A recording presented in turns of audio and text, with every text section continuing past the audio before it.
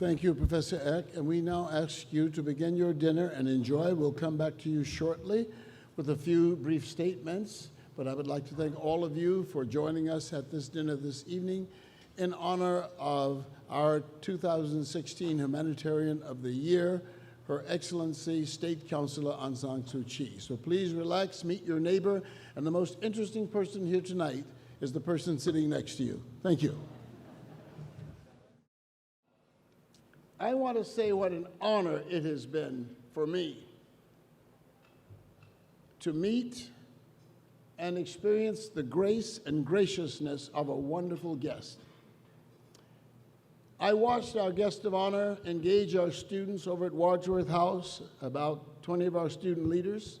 I listened very carefully to her voice of wisdom. I had the privilege of attending the Nobel Prize ceremonies for several laureates, including President Obama, and she carries on that fine tradition by really proposing peace, reconciliation, and understanding among all people. I know as you come here today, you probably could not have imagined, Your Excellency, how wonderfully diverse this student body is. I was here at a time when Harvard was all male, and the women lived at Radcliffe. And now we have a different situation where we have an integrated student body of diverse backgrounds, genders, orientations. We have a wonderful student body. And we're very proud of that. And a number of people have come together to make that possible. So when you come to us, Your Excellency, as a speaker or an honoree, you're also a visiting professor, and we appreciate the wisdom that you've imparted today to our students. And with that being said, we don't want to put you on the spot for a speech, but if you could just come forward to the podium and kindly make a few remarks to our students that you would like for them to remember, and some wisdom, we would greatly appreciate it. Let us welcome Her Excellency Aung San Suu Kyi.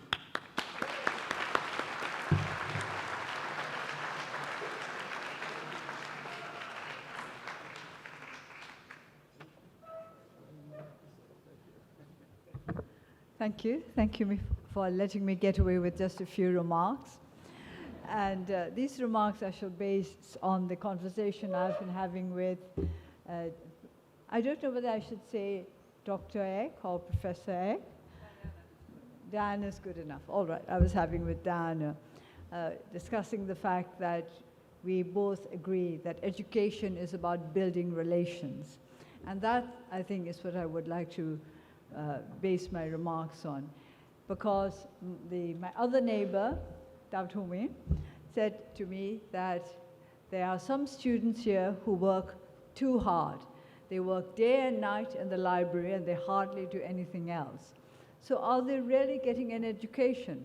If education is about building relationships, what sort of relationship will you build in the library? Well, with the books it's all right, but it's not really an active living relationship.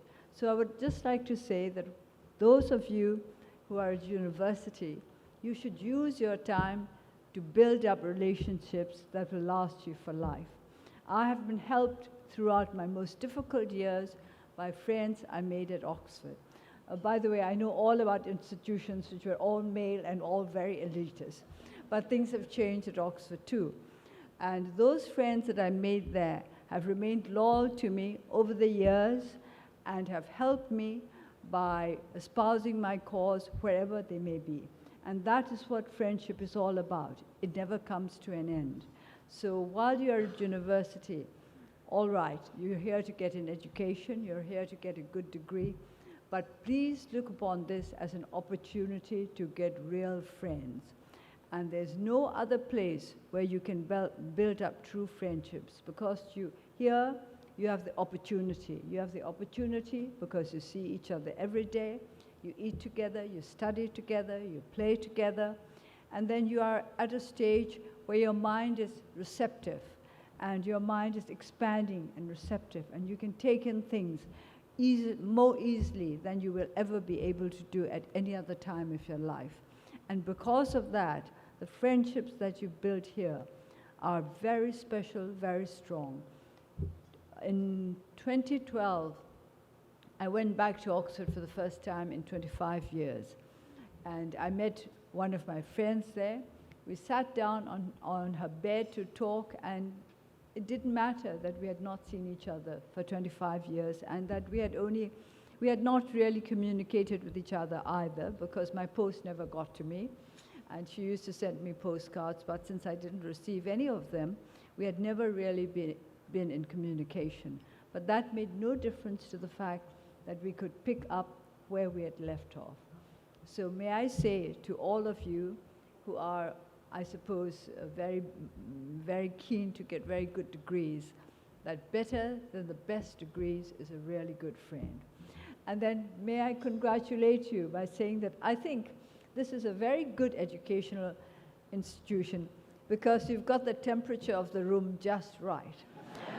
Everywhere else I have been, it's either been too cold or too hot, and it's terrible.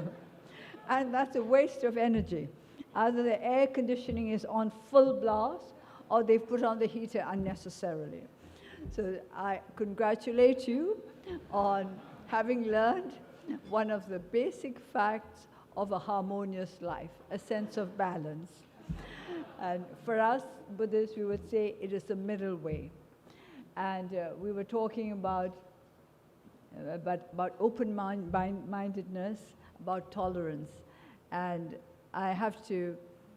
we were all taught that there's a part of the Buddhist scriptures called the Kalama Sutra, where it says, you mustn't believe things just because others have believed it. You mustn't believe things simply because you've been told so. You mustn't accept things simply because your elders have accepted those before you. You must accept things only after you have examined them yourselves and decided that they are truly acceptable. And that, again, is what education is all about. Thank you.